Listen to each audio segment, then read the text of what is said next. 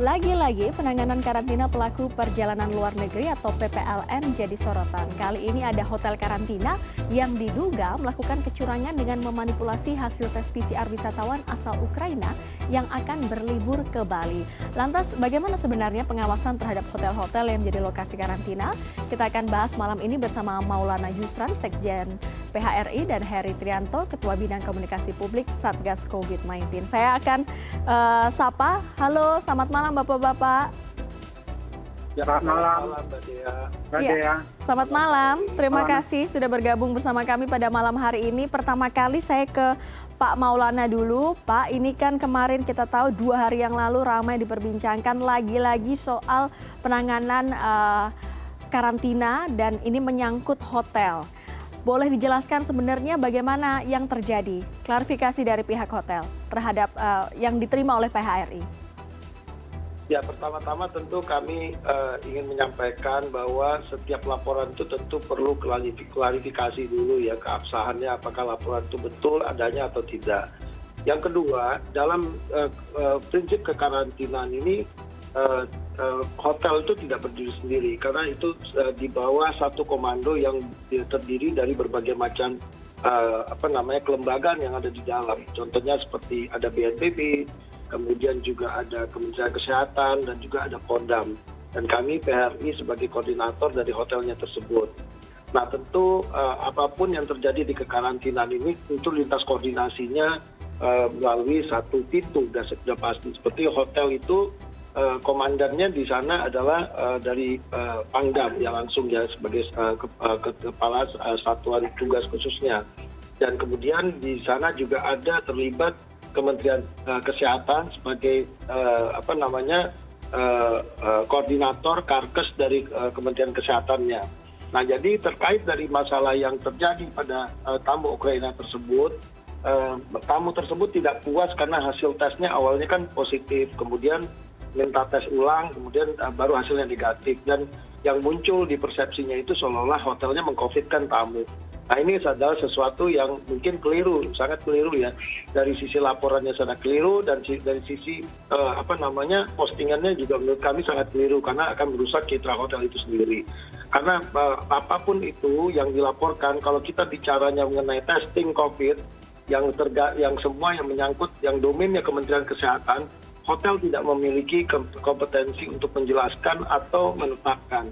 Termasuk menetapkan siapa lab yang ditunjuk oleh hotel yang berada di sana, kemudian termasuk juga mengeluarkan surat rilisnya pada saat dia dinyatakan sudah selesai karantina.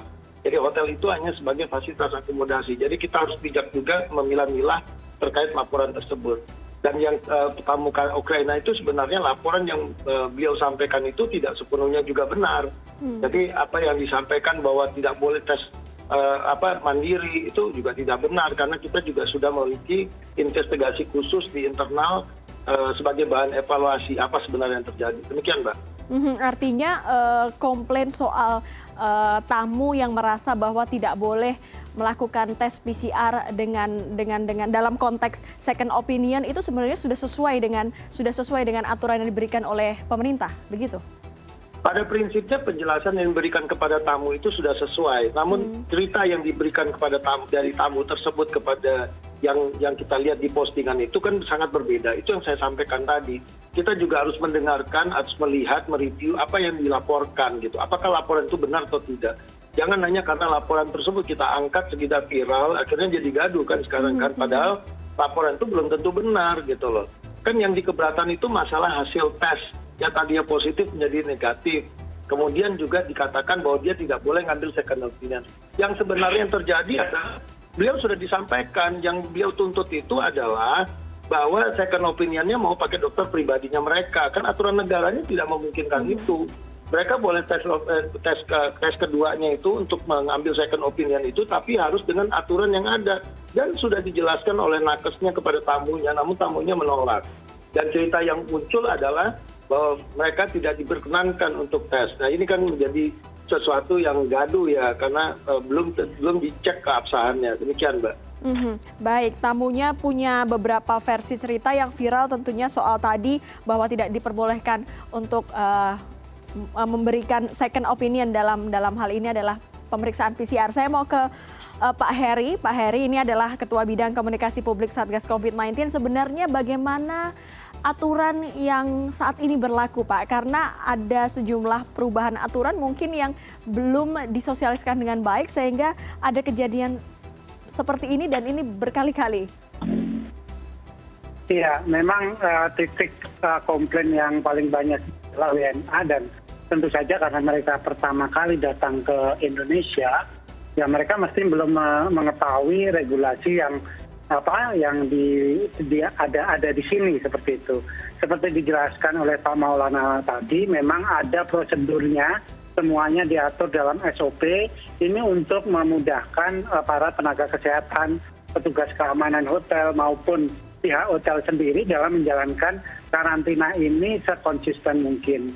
Jadi dalam hal kasus WNA asal Ukraina ini kan datang di Indonesia tanggal 16, kemudian melakukan exit test itu tanggal 21 dan dinyatakan positif. Dia merasa tidak bergejala, padahal kita tahu hasil tesnya menunjukkan PCR-nya itu adalah 19 dan 24. Tetapi kemudian ketika dia menanyakan second opinion untuk testnya, dia sudah ditawarkan kalau memang dia mau melakukan, tentu saja bisa dilakukan dengan biaya sendiri, atau kemudian kalau enggak melakukan, ya dia harus pindah ke hotel isolasi. Itu diberi waktu hingga semalam sebelum yang bersangkutan memilih untuk berpindah ke hotel isolasi. Ini yang poin pertama ya. Kemudian tanggal 22 yang bersangkutan pindah ke hotel isolasi di Tumpang.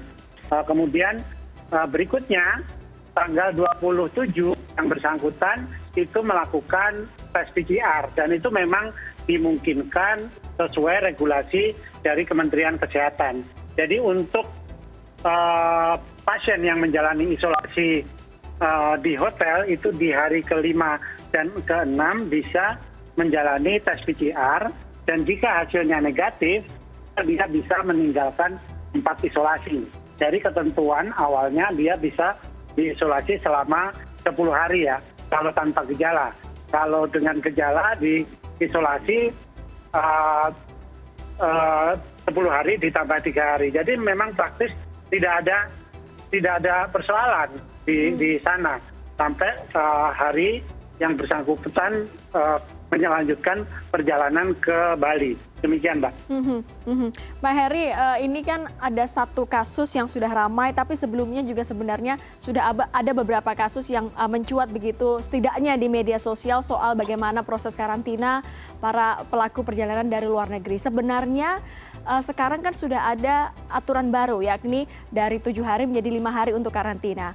Boleh dijelaskan alurnya ketika ada pelaku perjalanan dari luar negeri ke Indonesia, apa saja yang harus dilakukan?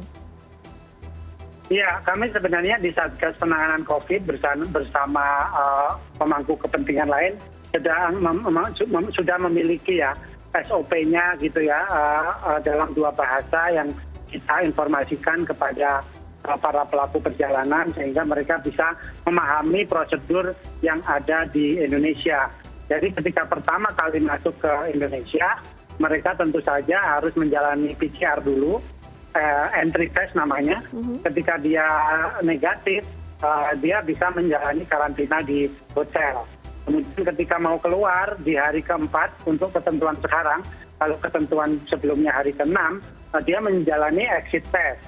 Ketika exit testnya negatif, tentu dia melanjutkan perjalanan. Kalau yang positif ini, kemudian melakukan isolasi seperti yang ditentukan, sampai yang bersangkutan itu negatif ketika menjalani tes PCR. Jadi sebenarnya sederhana itu prosesnya. Rasanya di negara-negara lain juga hampir sama.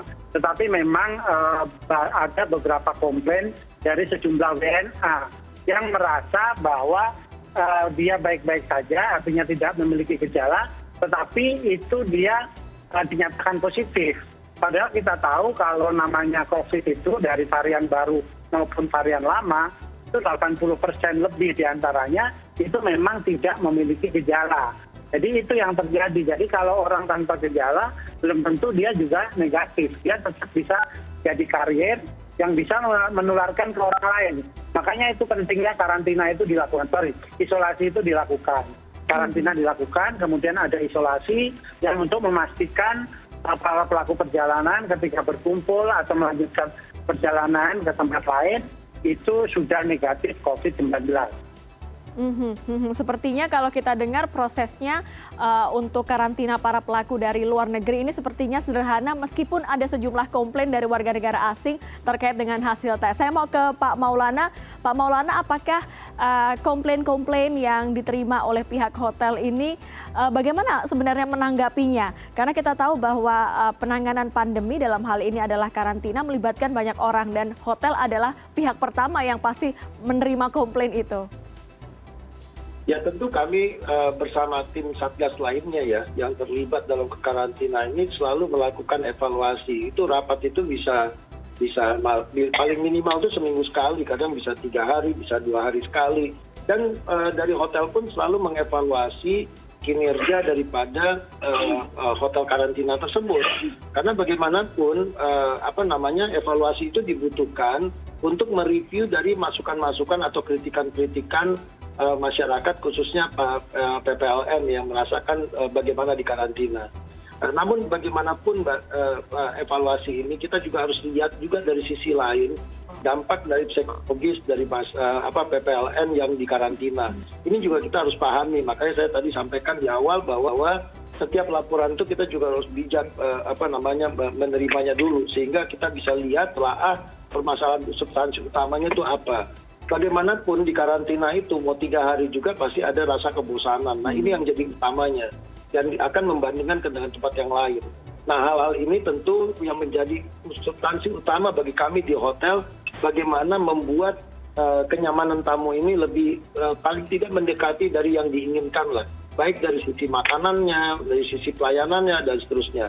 Namun juga ada hal yang juga menarik bahwa hotel tidak bisa memberikan pelayanan yang maksimal karena terikat dengan aturan. Tidak ada housekeeping dan seterusnya.